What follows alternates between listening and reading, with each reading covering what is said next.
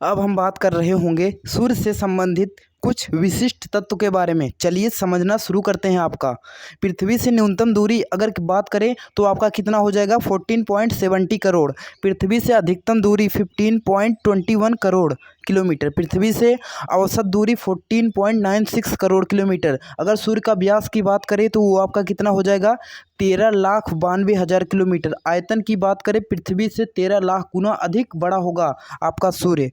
पृथ्वी माता की जय। चलिए ठीक है, आगे बढ़ते हैं।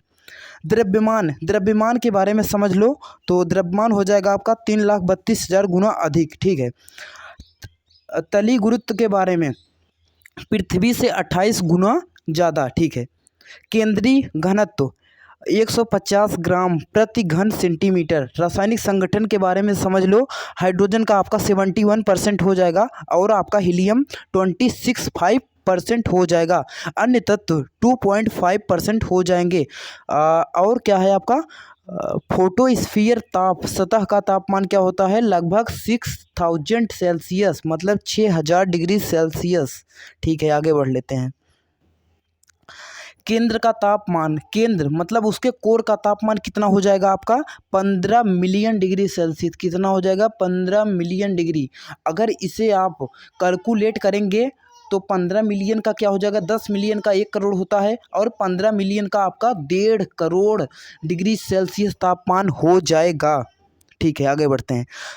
सूर्य के धब्बों का तापमान, अगर सूर्य के धब्बे के बारे में तापमान के बारे में समझोगे तो वो आपका 1500 डिग्री सेल्सियस हो जाएगा।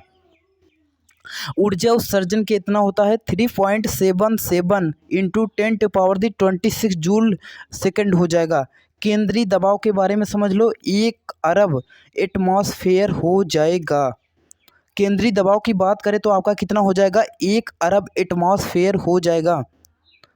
डाटा से रिलेटेड सवाल आपके एग्जाम पेपर में आपको देखने को मिल सकता है, इसलिए आप लोग ध्यान से देखिएगा। हो सके वीडियो को दोबारा भी देख लीजिएगा क्योंकि दोबारा देखने से आपको याद हो जाएगा। ठीक है, आगे बढ़ते हैं। 25.38 दिन मध्य रेखा के सापेक्ष, 35 दिन ध्रुवों के सापेक्ष हो जाएगा। सूर्य की आयु के बारे में समझ लो 5 बिलियन वर्ष। तुम्हारा सूर्य जो है 5 बिलियन वर्ष बाद क्या होने वाला है, गायब होने वाला है। लेकिन आप लोगों को टेंशन नहीं लेना है, ठीक है, आप लोग के टाइम तक गायब नहीं होगा।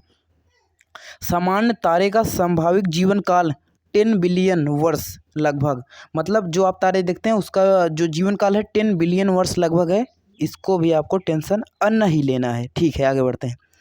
सूर्य के प्रकाश की गति 3 इंटू 10⁸ मीटर सेकंड, जो आपका हो जाएगा 3 लाख किलोमीटर सेकंड।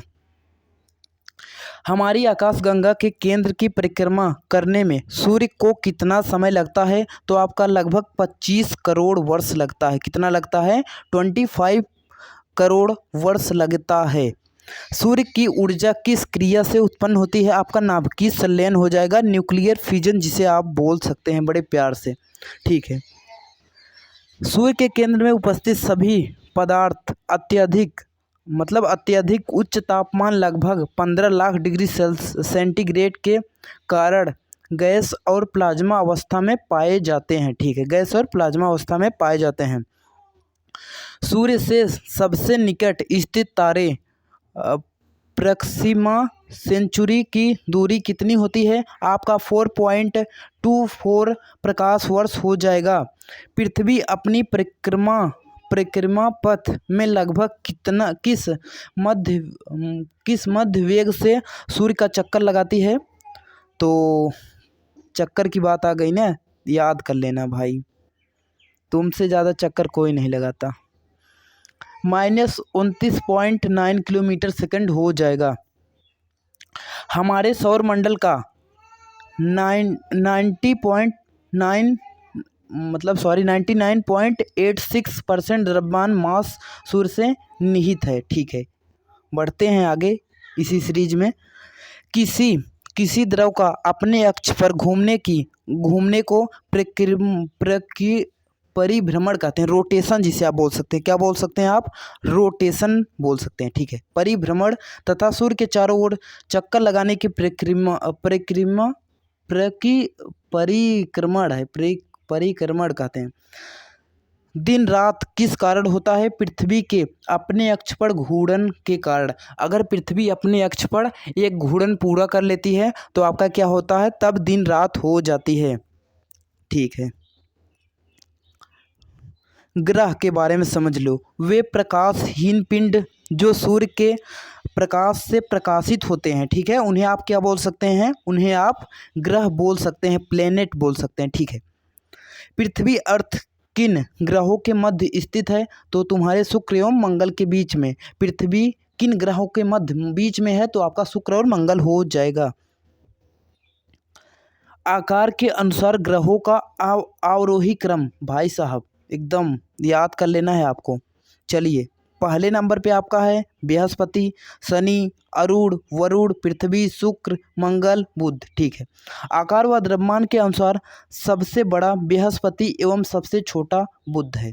ठीक है, बड़ा क्या है? बृहस्पति है आपका और बुध छोटा है। ठीक है, घनत्व के अनुसार ग्रहों का अवरोही क्रम, अवरोही क्रम के बारे में। अवरोही पृथ्वी हो जाएगा, बुध हो जाएगा, ठीक है, शुक्र हो जाएगा आपका, मंगल हो जाएगा, वरुण, बृहस्पति, अरुण, शनि। ठीक है, शनि का घनत्व सबसे कम एवं पृथ्वी का घनत्व सबसे अधिक होता है। जो डेंसिटी होती है, घनत्व का मतलब होता है डेंसिटी। अगर डेंसिटी की बात करें तो जो शनि ग्रह होता है उसकी डेंसिटी जो होती है सबसे कम होती है, उसका घनत्व सबसे कम होता है। अगर पृथ्वी की बात करें तो वो उसका घनत्व डेंसिटी बहुत ज़्यादा होती है। ठीक है, आगे बढ़ते हैं। आंतरिक व पार्थिव टेरेस्ट्रियल या अधिवासी ग्रह के बारे में समझ लो। बुध, शुक्र, पृथ्वी, मंगल हो जाएगा। ठीक है, बाह्य बृहस्पति जोवियन ग्रह के बारे में समझ लो। बृहस्पति, शुक्र मतलब शनि, वरुण, अरुण, वरुण है। ठीक है, सूर्य से दूरी के अनुसार ग्रहों का आरोही क्रम। बुध, शुक्र, पृथ्वी, मंगल, बृहस्पति, शनि, अरुण, वरुण। सूर्य का निकटतम ग्रह बुध हो जाएगा। सुदूरतम मतलब बहुत दूर हम हो जाएंगे तुमसे, वरुण ग्रह हो जाएगा। ठीक है, हम तो आपके पास ही हैं, कोई दिक्कत नहीं है।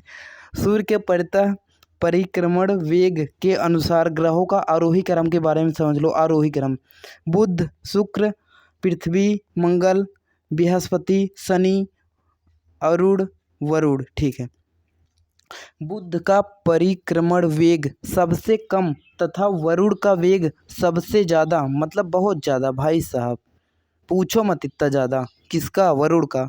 और सबसे कम की बात करें तो बुध हो जाएगा। ठीक है, परिभ्रमण वेग के अनुसार ग्रहों का आरोही क्रम। बृहस्पति, शनि, अरुण, वरुण, पृथ्वी, मंगल, बुध, शुक्र। ठीक है, हमारे सौरमंडल का 99.86% द्रव्यमान मास सूर्य में निहित होता है। ठीक है, चलिए मिलते हैं नेक्स्ट पार्ट में ना। कोई दिक्कत है नहीं, हम आपके साथ हैं, कोई दिक्कत नहीं है। बस हमारे साथ आप लगे रहो, एकदम लेवल सबके निकलेंगे, बस आपको टिका रहना पड़ेगा। अगर आप टिके रहेंगे तो आपका हाँ सिलेक्शन हो जाएगा। ठीक है, मिल लेंगे नेक्स्ट वीडियो में।